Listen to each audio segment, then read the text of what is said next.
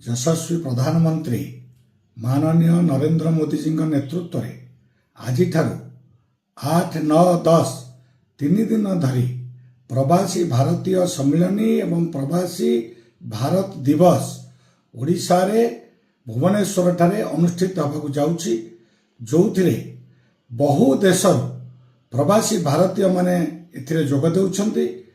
ओडिशार कला भास्कर्य संस्कृति ऐतिह्य परंपरा खाद्य रहन सहन याकू किभली भाव में विश्व में आदृत करैबा ए आम मानकर ध्येय हो। आसंतु सहयोगर हाथ बढ़ाइबा, समस्त प्रवासी भाई माननकु आमे इथे स्वागत संबर्धना करिबा एवं आगामी दिन में आमर जो ध्येय अछि वसुधैव कुटुंबकम किभली भाव में समग्र पृथ्वी रे ओडिशार संस्कृति भारतर संस्कृति परिव्याप्त हब से समस्ते प्रचेष्टा करिबा। भारत माता की जय। वंदे उत्कल जननी।